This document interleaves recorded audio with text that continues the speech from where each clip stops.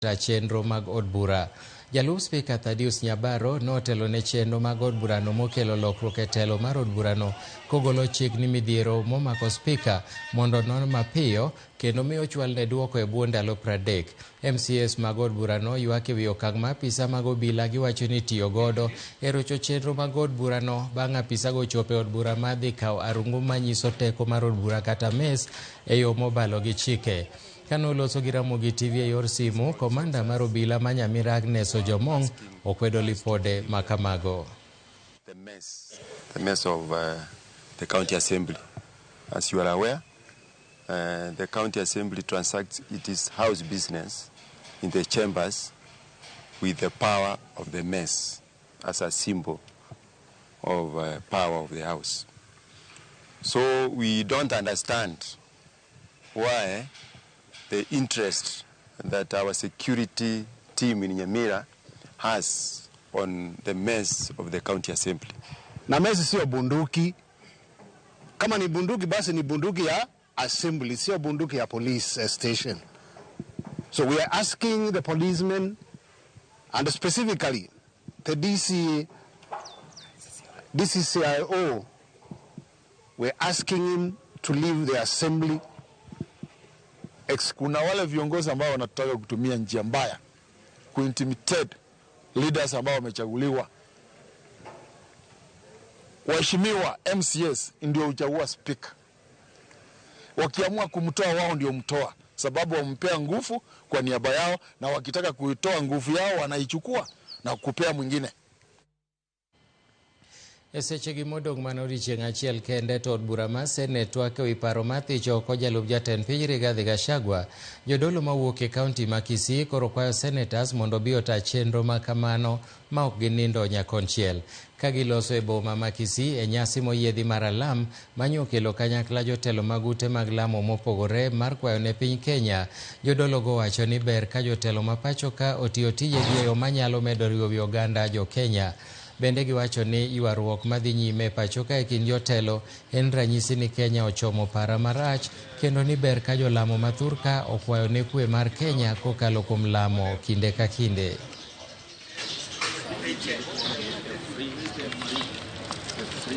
Waziane mkondo mwingine ambao sio mkondo wa haki. Kweli wafanyie haki, wamhukumu katika haki na wamsikize katika haki, kwa sababu yeye ni kiongozi ambaye alichaguliwa na wananchi. Vile rais wetu alichaguliwa na wananchi. Hivyo tunapaswa kwamba kama rais wetu vile anavyosikiliza, tunamshukuru sana, apatie Senate nafasi wanapofanya uamuzi kwamba aendelee ama asiendelee. The church is not enjoying to see a lot of confrontation amongst our leaders that we chose. That is where we are seeing the National Assembly, the Senate Assembly. Once you are taking your business, we want to say that we want institutions which are free from state capture, so that you can take up your independent decisions based on what the Kenyan mwananchi wants. Wakati wowote ule ambapo mnapata nafasi nzuri ya kuja kanisani kuabudu, tukaipatie kanisa heshima kabisa katika ibada, kwa sababu muda mwingi imekuwa kwamba hata wakati wanasiasa wanapokuja katika makanisani wanatumika kanisa kuwa mahali ambapo wanatusiana na wengine kurushiana maneno. Na kama kuna ujumbe wowote ambao hupo na unataka kuusambaza kwenda kwa wananchi, tafadhali isifanyike kwa madhabahu ya kanisa. Wacha ikuwe nje ya kanisa ama sehemu nyingine ile, ili heshima ya kanisa ikaweze kuwepo. Riwruok mag jodolo mag josalam bade maimbo ma Kenya koro dwaro ni mondo bi owal jatend jotend migepe Musalia Mudavadi kaka jalup jatend piny ponono nothicho oko Rigathi Gachagua. Ka giloso gi jofwambo e boma ma Kakamega kotelnegi kod jatend imam Mabusia Ramadhan Musa kod mano ma Vihiga Ali Ambenje, giwacho ni Mudavadi nigi lony kod chia mamalo mar telo kendo ni kit telo mare en mano mar kwe. Bende gikwayo od buch Senate mondo bi ota twak mar dwaro thicho oko Rigathi Gachagua e kom e yor lony mamalo kaluwore gi chike kaka yo achiel mar medo nyayo kwe pacho ka. Imam go mane gin kaachiel gi Idris Mohamed ma Kakamega bende opako okang' ma jatend piny William Ruto matamore keto koke e paro mar chik mane mulo ute mag lamo.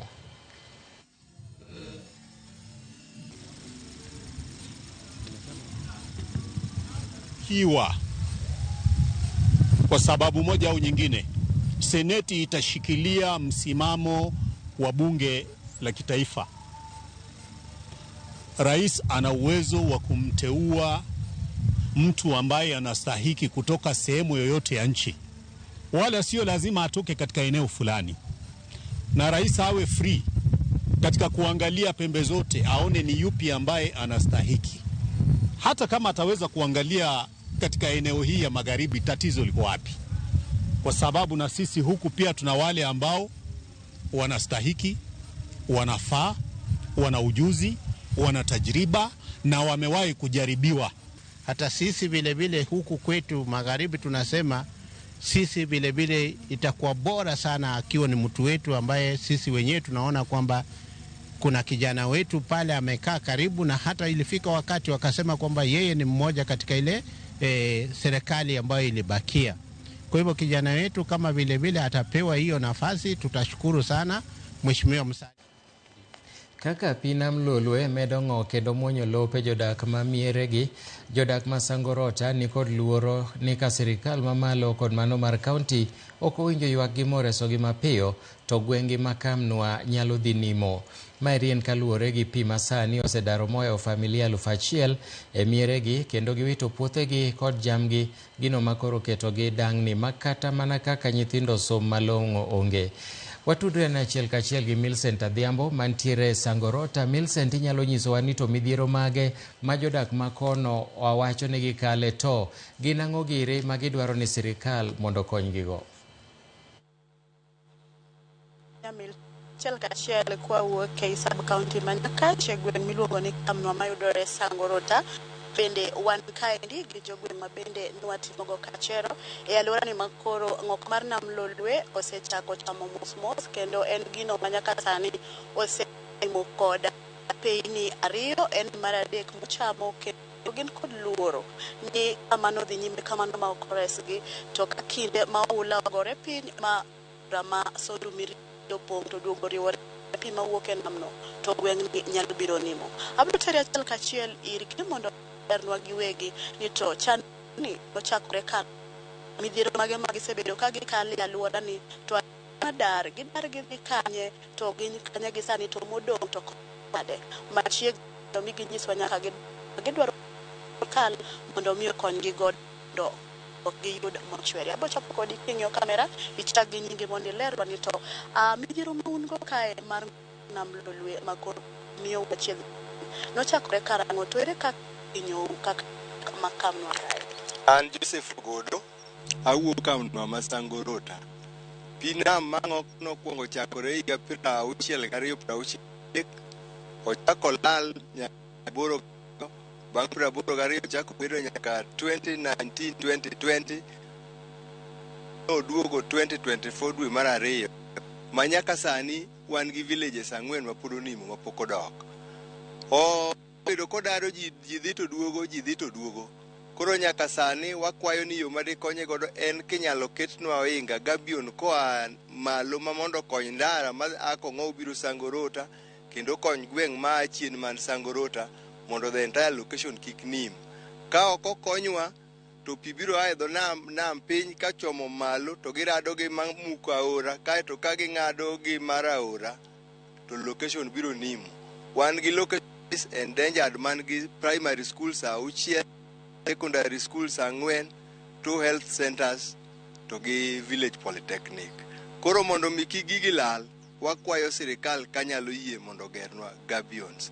Wase reach out to various organizations, wase dhi ka MP, wase dhi ka MCA, wase proposal ne governor. Koro wakwayo ni mondo giduto koyie to riwre mondo kony gweng' mondo kik gweng' nim. Erokamano nya machiegni nyalo mana leronwa ni in kaka achiel kuom jogo king'iyo kamera ma seinyo pi osedari nyadidi, to ere kaka isebedo kikonyori, to midhiero mane kata lal mage ma piny osekeloni e ngimani nyaka ne ochaki inyo? Nyinga Perez Awino wa Mirimoi.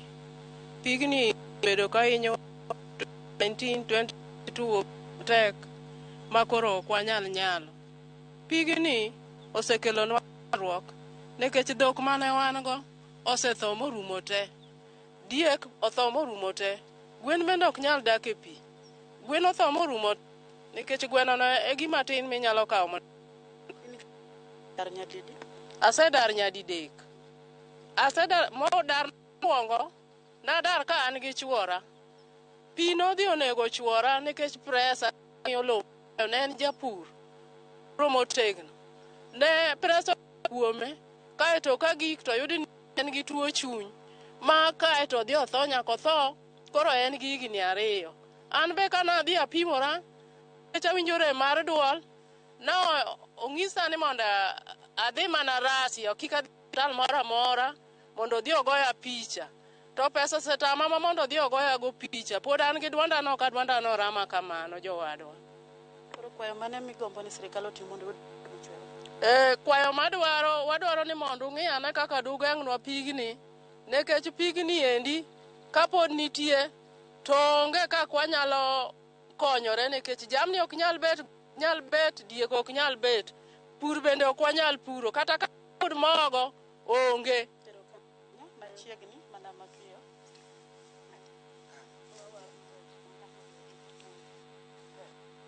An nyinge luonga ni Emiliat ajadak ma Rotaka. To gima nyalo kwayo sango Rotaka wach mar nyithindo. An gi nyithindo 2 matindo madhi sikul. To mondo gidhi sikul na sikul magiduogi magidogi en yopi kendo gilonyore magilony lepgi koka giyoro pi. Koro kata mana jasiasa kobiro diyo tenore mana gilonyore kalich moko nyal bire. Ka koneno to konyal biro kiani nyithindo makono timo nang'o to kata imiya mana pesa nie to ok konya. Nikech sama ang'ise miya pesa adirundo sane to rumo to kiny to pod an mana ile pigno. Koro kama nyalo kwayo gima nyalo kwayo kaka inyalo geng'nwa pigni mondo kik mol ka nam kaduogo e miere.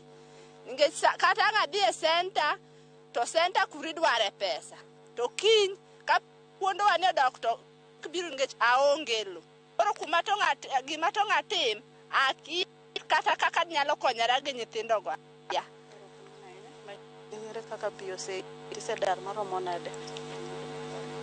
An Nora Dhiambo Bonyo, an jadak man ka. Dala na chacha kamubu nocha. Kanya are didek. Nadar ka piyo biro tadhi adhi adak e mier moko loka kacha taduogo. Kotundo 2022 to biro matek. Makoro tama koro adar adhi oko kucho. Adhi adak malo kucho. Adak kanyo. Kada piyo chako biro, piyo chako dara, adok moro yo malo kocha, opapla moro, adhi adake. Arka, na ot. Kwango gero matafare piny, ot mer majine. Ne piyo maya mawang matani mukuru ok ni miase.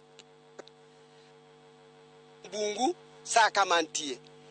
Toka sadara dhi kucho, agero mabati, yo wadwa ot maber kake mabati pachi ok ti mane an go igote gwen mane an go othote koro adak kama an gi na maduong akwaye arwa en James Ojemu Molo kwaya aduma kinde duto ne biro karwa ka kokwawa ka pipong nyaka sani obiro ka tomo jenda in wagoni kora kwa kia in waneni e picha kar kibinewa to jo Sangorota manogo na koro dich machalo kabacha piyo dik ibi timnwa gimoro kaka wuodwa wakwayo nyongo gavana konywa piyo darwa kama nyalo dhi onge in ma in gi teko golo joma nyalo biro gero nwa gavien ka mondo piki ko mon ka oko piyo sebero ka anam jowadwa kancho anam to ma miriu nyocha wan gi pek makamo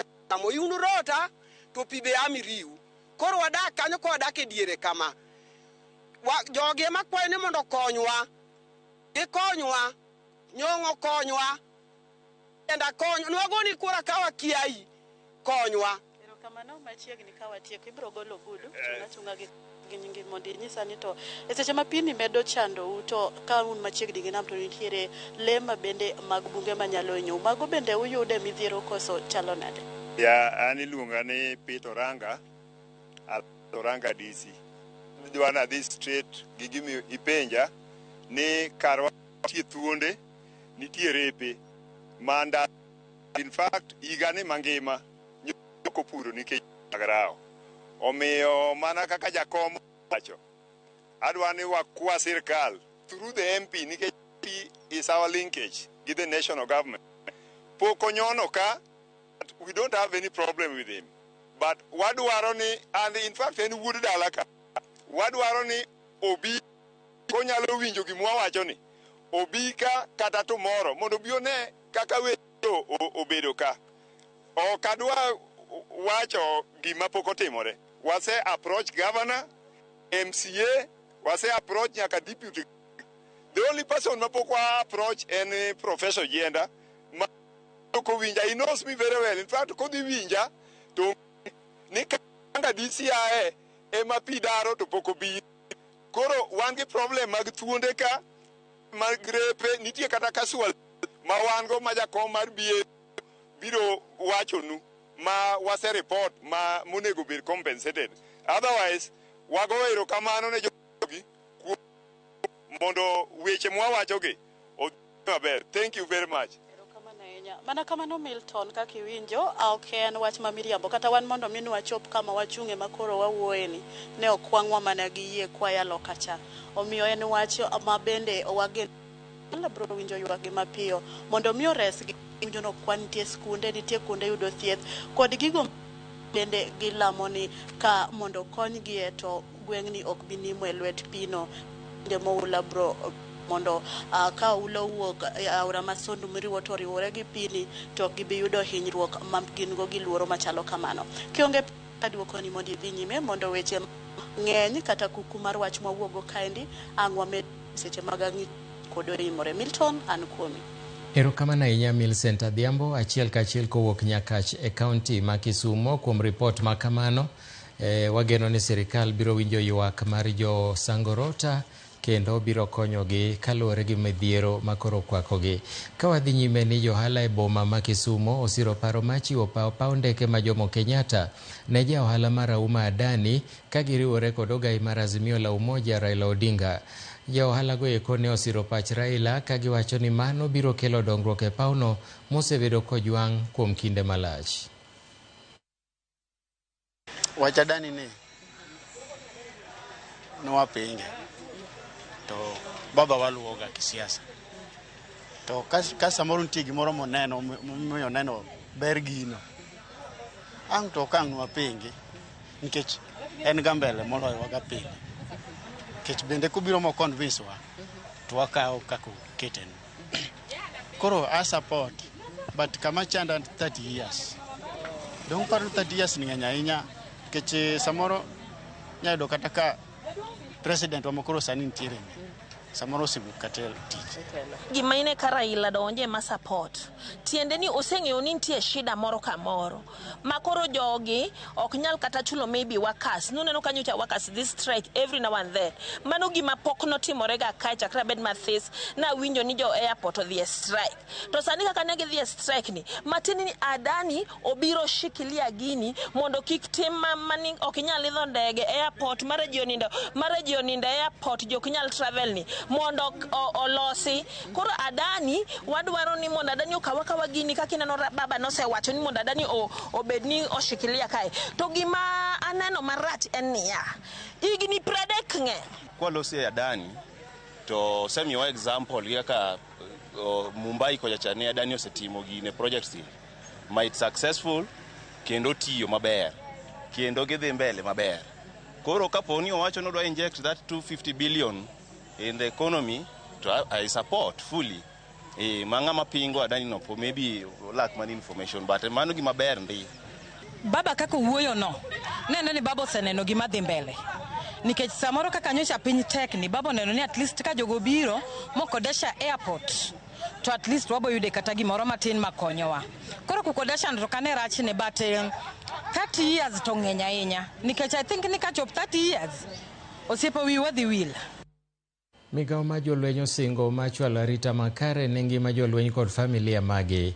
Koloso e nyasi mar dhialo odiechieng' jolweny ma pacho ka e kaunti ma Kiambu Jatend migao mar jolweny Soipan Tuya owacho ni gibiro dhi mbele kod chwalo kony ne familia ma jolweny mosenindo. Kony ni owacho ni biro kokalo kuom chudo mag aheri, siro som nyithindo mowe kiye kanyakla kod chiwo kony ne midhiero mag paro manyalo mako ngimagi. Jatend jolweny Jamadar Charles Kahariri omedo ni jolweny ma pacho ka tiyo matek e chwalo arita e piny Kenya kod mago malibamba. Jolweny go bende noyango buk makende mar jolweny manyiso historia margi kanyakla kod dhialo jolweny mowito ngimagi e kinde maginie tich. Katibu wa Wizara ya Ulinzi. KDF Day is a solemn occasion, and we have seen in the video there, it's a solemn occasion in which we celebrate the Kenyan soldier and is intended to ensure that the efforts and sacrifices, particularly those that make the ultimate sacrifice in service of this country, our great nation, shall never be forgotten. The acts of valor by our gallant soldiers may be viewed as a duty by some. Others may consider them as acts of patriotism, but we perceive them as a higher calling to defend and protect our motherland. As the Ministry of Defense, we are fully committed to ensure that the welfare of both serving KDF personnel and the families of departed servicemen and women remains a core priority. The commitment is demonstrated in a range of support programs, including comprehensive healthcare services, financial empowerment initiatives, and educational benefits. The ministry continues to provide pensions, scholarships for children, and emotional support programs to help navigate their losses for the families. Jokanyo mag UDA e ward ma Kibiri ka chung'od bura ma Karachuonyo ochako tielo mar ariyo ma ndiko jokanyo manyien e duond burano ka gidwaro mar medo UDA mbi e kor gwenge makono kod gwenge mamoko e kaunti ma Homa Bay. Jokanyo mag duond burano mawuok e ward ma Kibiri kokalo e romo margi e apisi ma UDA mantiere Chiro Kadel ne okoni gidwa ni ward ma Kibiri otelie chenro mar ndiko jokanyo manyien e duond burano. Jagoro mochung' ne tayo chenro mag UDA kaunti ma Homa Bay Kennedy Ongati manotelo ne romo makamano okoni gin kod chenro mar wuoth e wards 40 ma Homa Bay mar medo jiwo ndikruok mag jokanyo manyien mag duond burano.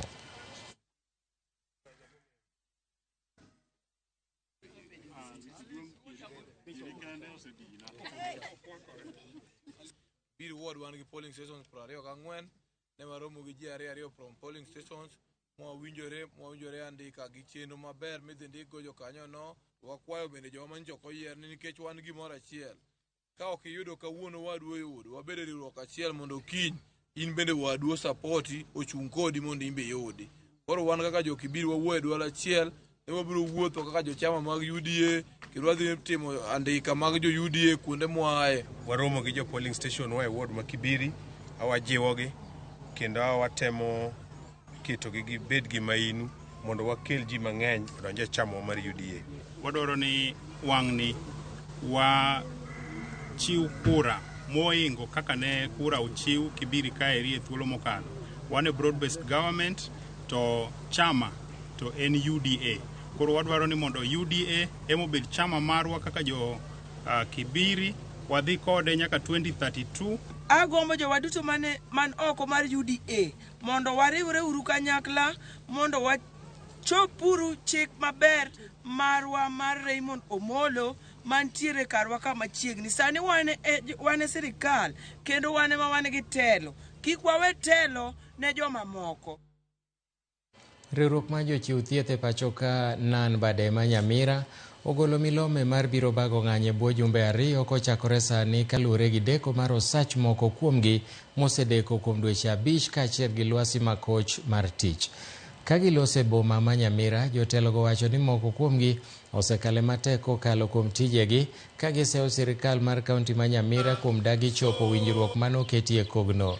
Bende gichwalo milome ne sirikal Nyamira mondo med lemo moko kuomgi mosebudho e lemo achiel kuom thuolo malach, gino ma giwacho ni pok otimore kata kobedo ni winjruok no obedo higni 2 mokalo.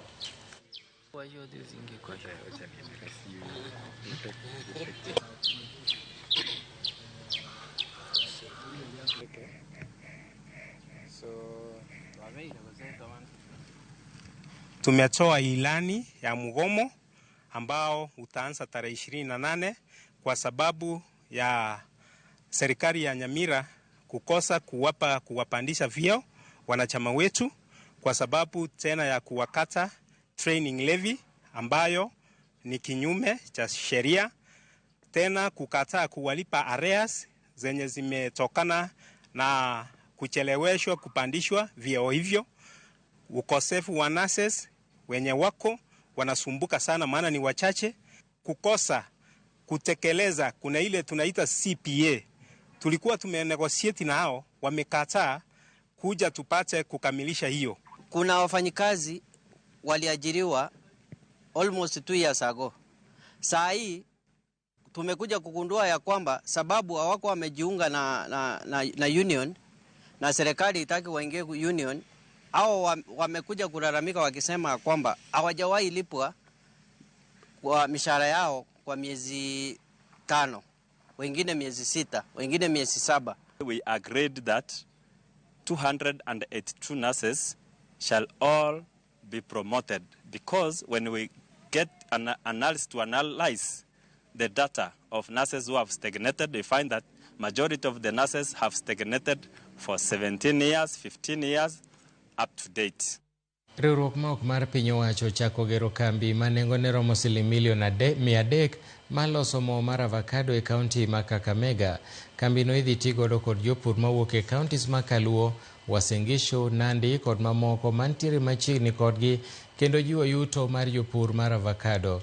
Jakom bod mar riwruok mar Sisi Village Producer Julius Muya owacho ni kambino dhi konyo ahinya ni thoth jopur mag avocado osebedo ka avocado margi kethore kaluwore ni gibedo maonge chirni mosebed kichwalogi e kinde mokalo.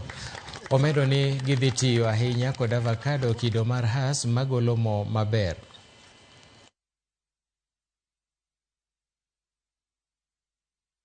We are looking out at working with 5 tons of fruits every day. That's the capacity of the process that we are processing now.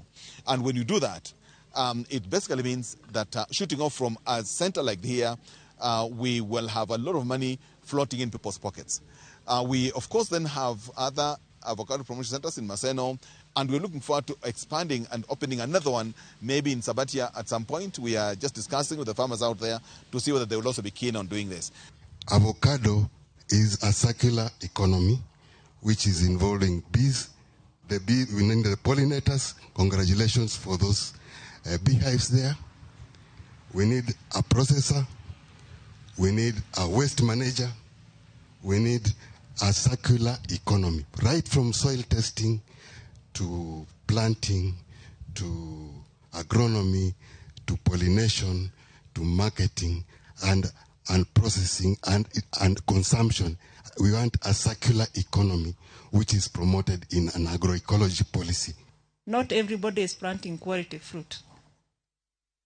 So once you do quality, the market is huge. Up to now, we are still exporting fruits from other regions. So why is it not happening here? Nyako Ramogi umedo winjo kendo neno weche manyien mag migago kowuok e Ramogi TV. Pod waikoni mathoth e thuolo mabiro ni mak mana ni ochopo sama koro wakaw yweyo mokwongo. Kik idhi mabor.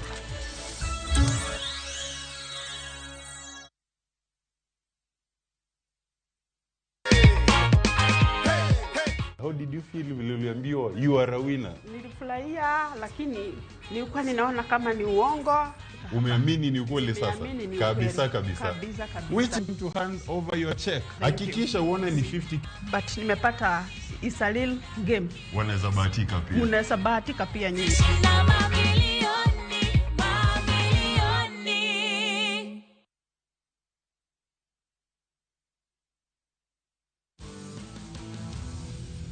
this deal intends to increase fees and levies. How is that likely to affect the operations of KQ? It is important for that airport to be modernized. In fact, it is urgent. Profit after tax is down about 12%.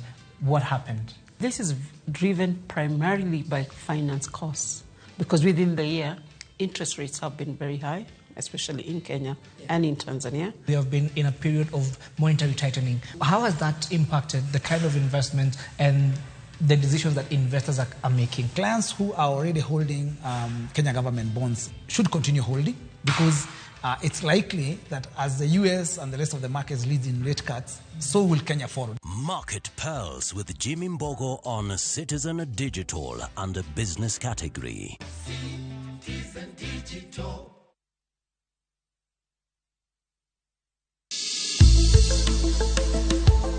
Gimawa en gima duong' moloyo. Onego beni wang'eyo kaka wadak, korka chiemo, exercise, nindo maber. Wakelo ni achiel kachiel lakteche man gi lony mararieya e weche ngima dhano. Kikwa discriminate ne joma nigi ndulume to tikwa pandgi. Ng'eyo en teko. To kodok korka ngima mar del, bedo gi ng'eyo nyalo kelo lokruok maduong'. Wacho ni kendo Ruth pile ni e penj laktar kaindi chiemo watiyo godo mondo wageng tuoche. Wabiro wuoyo gi ji e yo mabiro mulo chunyi kendo miyo pachi yawre. Obwongo gi del gin ga gigo motimre nade moriwore. Koro gimipidho obwongo mari luwore gi gino mipidho dendi. Riwri kod Ruth Otieno e penj laktar. Wuok tich nyaka tich abich saa 12 odhiambo mane Ramogi TV. Penj laktar. Ngima en mwandu.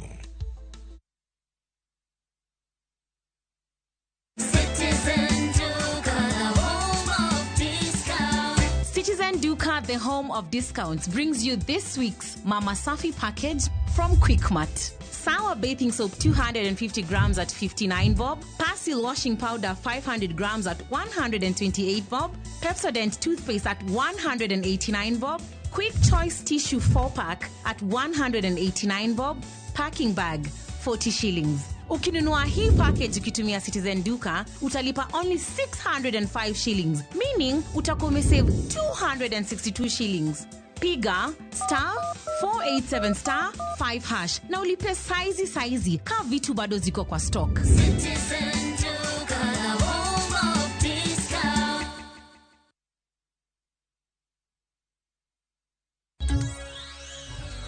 Machiegni kendo midhiero mar medruok pie nam Lolwe medo kelo kion koe chuny jodak mayudore e chula kendo gikia kama gichom kaluwore ni ka gimedo bedo kuonde mani piny to nam ketho mwandugi, to ka gidhie kuonde moting'ore gi malo bende chuno ni mondo giketh bunge.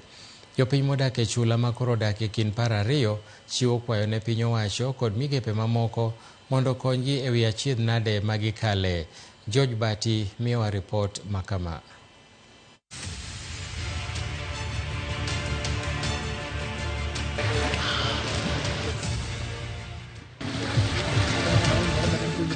Bang' ne molo e chula Mpangano ne wafwenyo ni midhiero mar medruok pi nam Lolwe ok omako mana jokochung' ter kendgi, to kata mana joka winy bende hum ka gineno kaka nam rocho ngimagi. Sena e Mpangano. Yien ma jodak maka koni ni nitiere chiegni mita 30 kowuok e dho wath higni 5 mokalo.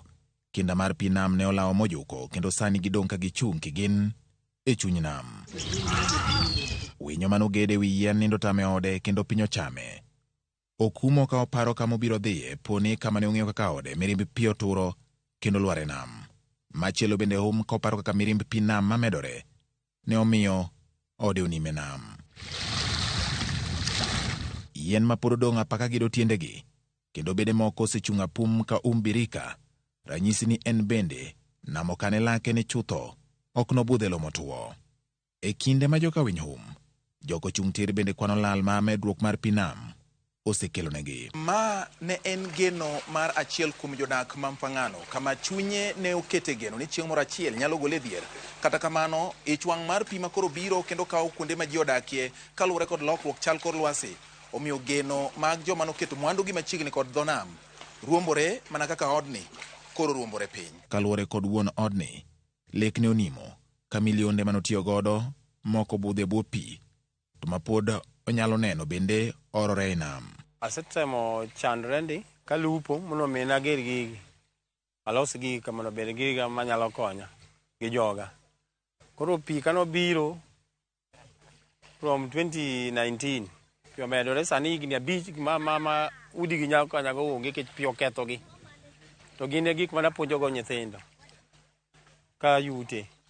An gi nyithindo 2 university, an gi nyithindo 2 secondary, an gi nyithindo 2 primary. Koro an ji aja family to gima na yutogo pi oketho te moluore te mokethe. Koro kaka nyalo timo sani onge. Kaka pi medore e kaka ginone medo duono. Maloyo milion 3 olal e nam ka nyithindo to en go e dhoot. Lal mapiyo miya en gimoro 3 million gi 0.5 kanyo.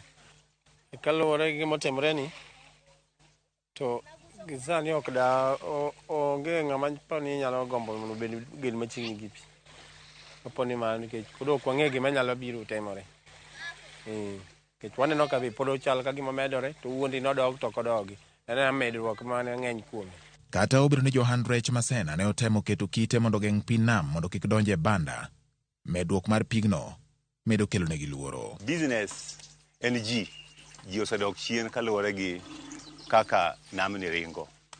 Koro wiero waluor ni mit ka biashara rum kabisa.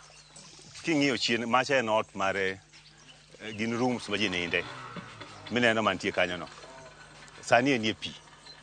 So yudo ka biashara mag ute ma ji dakie odok chien kabisa. And mano se affect nyaka biashara mar rech. Mirimbi pi bende kong'wono ne achiel kuom osiptende mayudore Sena. Inyalo neno ni clinic ne sani chiegni gi pi. It was almost 80 meters from kuma ne pi nitie chon. Koro pino kubiro, samoro biro mo surround this clinic. Usually pino biro ma okal kama chopie banda ka. Pini ose nyoro mang'eny nikech koro onge business. People cannot attend the clinic. Kowuok e dho wath Masena wakwang' kuom chiegni kilomita 3 nyaka e kar tiegruok mar tije lwedo Masena. Ka bende wayudo kaka mane jopuonjre yude rieko sani odong' gunda, udi korgi oteng'ore ka choche sani budhe e nam, ranyisi mar kaka medruok mar pi nam okorocho mano ohala kende, to kata mana weche mag somo bende. Bang' wuok Sena ne wadhi nyaka e dho wath machielo, Mauta. E dho wath ka kuyo marateng' nyilni kendo lombo wang', ka winda paka bende kelo chuny machiegni. Kata obedo ni dhok maka modho pi ma omedore kendo biro machiegni, ok ging'eyo ni pigno lal kod kuonde mag kwath mane giyude lum. Jothurwa ma jomfangano ne gibuok kendo giywak malach. 2019 nyaka kawuono wawuoyo ni kumoro osedhi gabich kende. Ka koro wasudo wachope imede higni moko 5 kata higa 10, wabuok ni dipo ka kuonde man piny gite nam omuonyo nikech nam to medore. Kaka timore e dho wedhe mamoko e kaka timore e dho wath ma Mauta bende. Yien kod kite mane nitie chiegni mita 50 kowuok e dho nam sani wigie modong' kalimbo e pi. Chakruok higa 2019 kabiro waseneno lokruok maduong' ahinya e kor lwasi mosemiyo wabedo koda change in the climate regime ma kuonde wagi. Omiyo pi omedore. To pi mosemedore ni osekelo asara maduong' matamre gi nono. Kuma wantiere ni kae nam ma koro wachung' e bathe ni ne onge ga ka. Ne en mita 20 iye kucha. Kata king'iyo chien kacha ineno kite ka ne ni oko kone mane pi ogike. To nam osemedore momuonyo puothe. Thoth puothe orundni mane nigi e dho nam. Nam ni osemuonyo te. Japuonj Ken Fungo koni kata obedo ni jodak noweyo ne nam kore, nam oseluwogi kendo kethogi kendo sirikal owinjo many kaka resogi ma ok okelo sigu. And damage ma is gradual, matimore mos to sudo. And so I would say kaonge gi luoro ni close to over 100 meters from the shore makoro wantie sani was dry land. And that would be ni ki estimate go alwora mar Mvangano de lo maduong' puothe olale nam. Ka idwa nyisa ni sirikal nitire lo ma waluongo gi dho wagunda ni riparian land kuma japiny okoromo budget go en futi makiadho na moweni ne na ma sirikal nyalo tiyogo kata gidwa time gimoro to namosekawe mo encroach nyaka mamara mana akwano ni pod nadungo kidwa biro kawuono tijago kwano kendo manyien ni wachagi kanyo kwadhi mbele donge neno ka ji dhi makore sede kai gi sirikal. To gin ang'o mowinjo sirikal otim ne jodak ma e chula mondo girit alwora to bende giresre kuom medruok mar pi nam marocho ngimagi? Nitiere temptation mondo wadar ji osud malo kuonde moting'ore, to ka wasudo kuonde moting'ore malo, Mfangano en piny motigot miyo joma idho malo ji dhi encroach kuonde ma are forested for purposes of settlement mondo giyud kuma gidakie, and secondly for purposes of doing agriculture. Now mano ketowa e chandruok machielo nang'o nikech kuonde mantiere bungu wang'eyo ni bungu timo migawo maduong' e miyo mazingaro bed maler kech gin major carbon sinks. To ka wa encroach wadhi ketho bungu, sama waketho bungu koth biro biro mang'ongo, to ka koth obiro mang'ongo wabro neno gima manyotimore kaka Masindo cha. Nang'o nikech oula biro biro, obro ywero lo matin modong' malo manywa puro ni kuonde ka dong' Lwanda, to kamo biro gi lobno siltation bende time nam. Koro kawuono ni wan kaka jomfangano wadong' e kinda kuru ga sumbi. Nang'o kidho malo idhi ketho alwora. So we would want to act locally mondo wa save globally ni wa protect forest. To piny ka bende kuma twere ni be nam muonyowa. E kinde ma piny mangima medo keto kenge mag rakruok kod midhiero ma ikelo kod lokruok chal kor lwasi ma koting'o medruok mag pi e nembe, dwaro nitie mondo tend kaunti ma Homa Bay kod sirikal mamalo oketo kenge mag neno ni oganda modak e chula omi puonj kod kony madwarore e kinde ma medruok mar pi nam medo kelo luoro e chuny jodak. George Bati, Ramogi TV, Mfangano, Suba West Sub-County, Homa Bay County.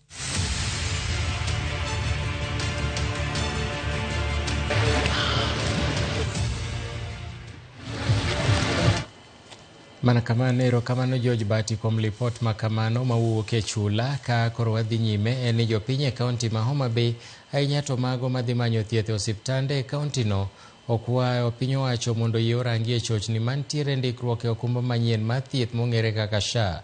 Giywak ni jotuo hinyore nyaka ne chenro mar SHA chakre pacho ka. Giwacho mago ka migawo mar thieth be kaunti no bende wacho ni kwan mar jotuo mosebedo ka dok piny e ute mag thieth mag piny owacho nikech pek mantiere ndikruok e bwo okumba mar thieth no mar SHA. Ali Abich nigi ler mathoth. Jopiny madhi manyo chenro mag thieth e ute thieth mag piny owacho kod mago mag ji giwegi e kaunti ma Homa Bay pod ywago chandruok mag kale e okumba manyien mar thieth ma ong'ere ni Social Health Authority mano chako yanga tich e pacho ka dwene. Chenro mag thieth ok osebedo mayot ne jotuo kaluwore kod midhiero moko ma okwako chenro mar ndikruok e okumba mar thieth manyien no, ka jotuo ywak ni ok giyudo thieth malong'o e osiptende nikech pek mag kale e chenro no. Chenro mar SHA ok dhi maber nikech nitiere samoro nitie kidhiye kaka sama ne wachako ne watiyo gi star 147 ne ok dhi. An nadhi magik nyaka e stage ma koro nyisa ni yani pesa ma an e dwe koro ka gik kanyo to notama nakwamo gi kanyo kadhi. Sani bi osiptal kidhiye ikoni ni for ti SHA no bende ok ti. Stem rach koro en gi ruobuok mang'eny. Koro dhano tuo to ni udi kaka dhidi thiedhre onge. Kidhi tikwayi pesa no bende e gweng' ma Sikri ka chud bura ma Kasepol, jopiny mane kod tuoche ma opogore noyworo moyudo thieth manono maonge chudo mane obagi mar reso jotuo ma sani koro ok nyal thiedhi e ute thieth mag piny owacho kod mago mag ji giwegi. Ka jotuo manoyworo e chenro no pimo midhiero mag kale e ute thieth mag piny owacho e kinde mag dhi manyo thieth kaluwore kod tuoche machandogi. Nomiwa gimoro mar ni maber mane watiyogo mokwongo, to ka koro ne ogolwa no oriembwa oko gimwatimo kwang'eyo. Watero nyingwa kuno to wakia kata nyingo ochopo nikech gima nyiso ni chopo kuno onge. Migawo mar thieth e kaunti ma Homa Bay wacho ni ute thieth mag piny owacho manitie e kaunti ni kwan jotuo sani koro dok e piny nikech pek ma jotuo osebedo ka kale nyaka ne okumba manyien mar thieth no chak tich e pacho ka. Tekelo thieth e gweng' koro ji mang'eny biro luwowa kuma wathiethe. But king'iyo osiptendewa ma kaunti, jotuo biro matin nikech gin gi challenges mar SHA. As a county, wasebedo gi challenges mar SHA ni. Kaka uneno nyamrerwa wuotho e uti ka gimanyo jotuo to gikonyowa timo SHA registration. But nitie kama gichope to oginyal continue. Kaka yor konyo jotuo masane ok nyal yudo thieth e yo mowinjore nikech midhiero no, riwruok moko mar piny owacho maongre ni God will provide komakore kod Burials Medical Center kod migawo mar thieth e sirikand kaunti dhi nyime gi chenro mar chiwo thieth nono maonge chudo ne jopiny. Ka migepego kwayo piny owacho mondo yelose chochni moko manitie chenro no mondo jotuo kik chandre. Kia gimomiyo gi josha to nyiso wano tiyo to onge osiptal motiye moso in Homa Bay County. Ji chajo kendo chulo pesa e osiptande mantie ka sani to wakwayo sirikal mamalo ni weche mag thieth ok onego watugo, onego wamany wach SHA konyalo tiyo to wakete mondo ti, ka ok onyal tiyo bende wadog e NHIF machon kech sani koro jowa nitie kama gi kata obiro tiyo kata ok obi tiyo to ko penjwa nikech osebedo kwa bede training to jogi nyiso wane ni gino ji biro tiyo to ok wanyama login jatuo, wanyalo check in jatuo to ok wanyal check jatuo out. Mar ariyo kata kinyalo claim bende onge. Alia Beach, Ramogi TV, Homa Bay. Nok mar yedhe okwako osiptande mopogore opogore mag piny owacho e kaunti ma Migori e seche moganda ywak ni chal ka gima yedhe mag piny owacho ikwalo kende uso e kuonde mag uso yath mag ji giwegi. George Juma nigi ler mathoth. Oganda mathoth oniogi ni piny kaachiel kod Kadamago, babende koniongi ber e kaunti ma Migori kaachiel kod piny Kenya mangima manyo thieth e osiptandego mag piny owacho. Mae biro nikech nengo thieth mogonyore kod ber mamoko e kuonde thiethgo. E seche ma oganda manyo thieth osiptandego mag piny owacho, gima pod kelo wich bar en nok mar yedhe ma osebedo kokwako utego mag thieth mag piny owacho. Nok mar yedhe ni bende osekwako kata osiptende e kaunti ma Migori. Yedhe bende obedi osiptal. Wach moro ni ongo ka ni biro osiptal to sik mana ni yath onge. To waneno ka geche bende donjo ka to waneno ni gikelo yath jowadwa. Koro yedhe gi bende omonitanwa ni to yedhe gi gibiro to gitiyo nang'o. Ang'eyo ni yath en challenging, very very challenging. Ka county government sirikal uchilo donje sirikal wanwang'o ka wan gi debt modhuro mar millions dabal ma sirikal mokalo manotelnego bado ne okawa yedhe to onge chudo. Tend kaunti ma Migori setudo nok mar yedhe osiptendego kod nok mar omenda ma oket ni migawo mar thieth kaachiel kod midhieche mamoko ma oting'o kuo mag yedhe.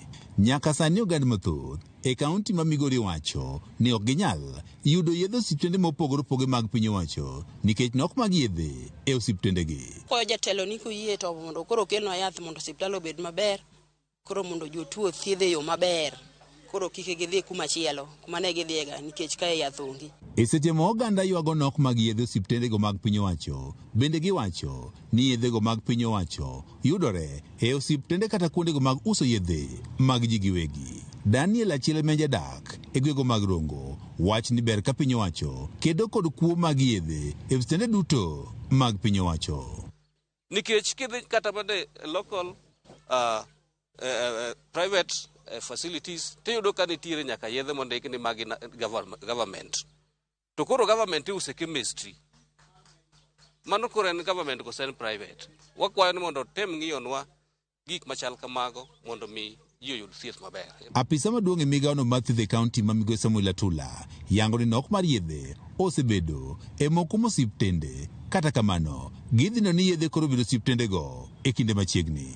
Nitie nok mar yedhe e osiptandwa maongo kae ma osebedo nikech wasebedo gi challenges mag yudo omenda from national government ma biro kidam. Koro ka biro matin kamano be wang'iewo yath matin ma onego wake e kaunti mangima. Atula kata kamano ni oramo ni yedhe mamoko kaka mago mokuyo rem, mago mag malaria to koro yudore e osiptende mag piny owacho.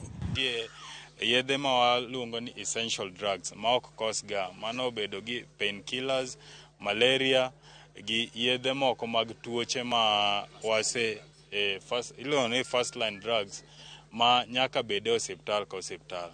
To en gima miriambo kiwacho ni ARVs kende manikae. Wan gi plan mar ng'iewo yedhe in the next 1 month. George Juma, Ramogi TV, Migori. Joloch ariyo yudo mich ma juma ni ma Shabiki Super Jackpot Bonus. Empress Kiptum Bwarer kod Samuel Munyao olo silingana 103,445 tok lieko makare tuke 12 kuom 15. Mich maduong' ma Super Jackpot en $14,000,000 ka ng'at maloyo owinjore oliek makare tuke 15 duto.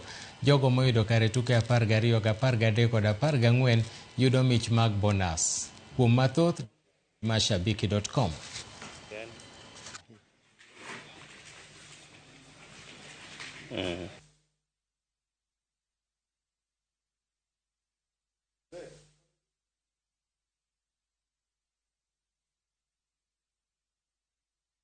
Mali kidogo. Okay. Mzee umeharibu. Shabiki Super Jackpot. Hii ya 15 games nikapata 12 out of 15. Yeah. Labda matarajio yako ni gani? Matarajio na aim for the bigger amount, 13 million. Yeah. Nimekuwa ni JTX kwa muda mrefu. Nashinda kidogo, natoa, naekelea ingine, natoa. Hii wakati nikaekelea 200. Nikaekelea 200. Ndege ikaenda, nikangoja, nikakuwa patient enough. After imefika 1.3 ndio nikaitoa. Ni kama Aviator but JTX iko sawa. Yani ina nini muda mrefu. Inapeperuka kwa muda mrefu. Na watu wamegundua kweli? Watu wengi wanajua, mtaani watu wanacheza.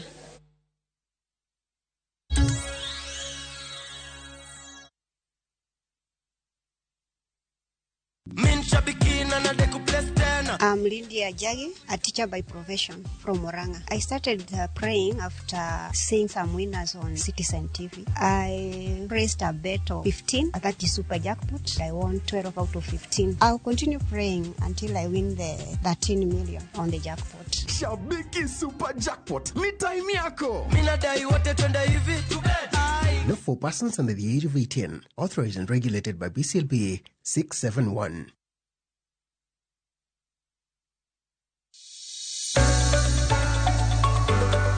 E piny kae, tije magandika medo bedo manok kendo e okang' mamalo.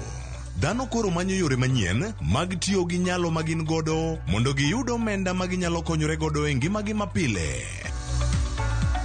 Riwri kodwa e chenro mar poko pogore ka waluwo sigana mamulo chunji mopogore. Inspiration, mostly I watch movie, the other one anongo